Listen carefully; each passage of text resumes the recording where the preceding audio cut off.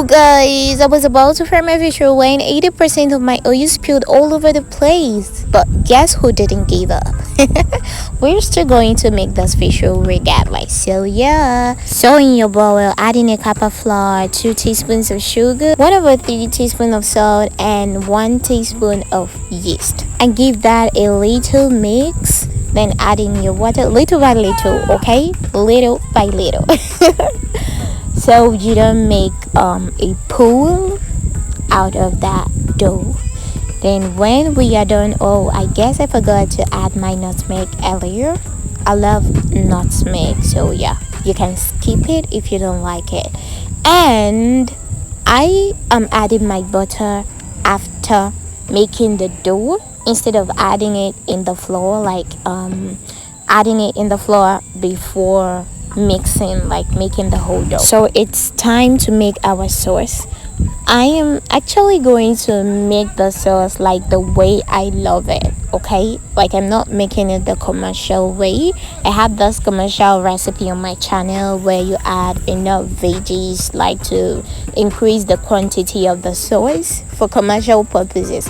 This is for personal consumption. You can also make this a commercial purpose, but you know it's not going to be the same. I mean, for the costing and all of that, you understand, because it's going to cost more money because this is all fish, okay?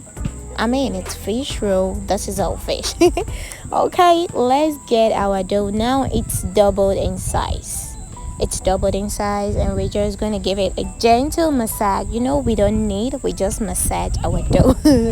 Okay, now I just have 2 pieces that initially I wanted to get about 8 pieces, like 8 medium pieces of fish rolls. But guys, I don't know if you do notice it, like I was so nervous and so hyper in this video because it was time, like it was almost time for curfew, and I wasn't even done like rolling those fish rolls. I don't know how I was feeling, so I really needed to be quick and done with it. And people kept reminding me, are you sure you're going to finish this up?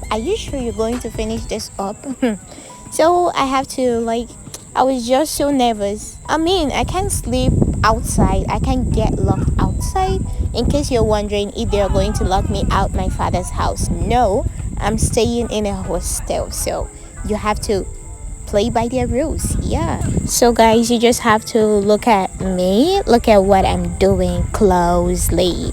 And yeah, I think it's the easiest part is just to roll the fish. Just add in the fish and roll it the way you're seeing. And yeah, lest I forget, if you're wondering what I'm touching, like what I'm using to like wrap that the tip of the fish roll is actually water. You can use egg or whatever. You can use anything, like anything possible, like to make sure that it's not breaking inside your oil, like the filling is not escaping inside your oil. That's exactly what I'm doing right now. Guess what? It was at this exact time that my oil poured. Guys, I spilled my oil. Like, I don't even know who to get mad at. Like, I don't know, I was so mad, like oh my god, I was frustrated. I was like, okay, what am I going to do now? I'm always the advocate of use enough oil while frying. So what's gonna happen to me now? Okay, here is our fish roll. It's meant to proof, like I'm meant to cover it to proof for about 10 to 15 minutes before I start frying. But because the time was against me and all those factors, I decided to go along, like I decided to play along with the whatever was happening, so you guys can also see what happens to your fish roll if you don't let it proof enough before frying, or if you are managing oil just like I'm doing now. You see, like it's not even floating, like it doesn't even have the space, the opportunity to float, and that's against everything I stand for. But I'm doing this, and guess the good news is that I'll be making a part two to this. I have a little sauce remaining from the this one, so I want to add in more veggies and demonstrate again like how to fry your fish rolls properly. You understand, like using enough oil, and you're going to see the difference, like the way. And I will also let this one to prove, so I will just have to do that like during the daytime, so I wouldn't have issues running around and all of that.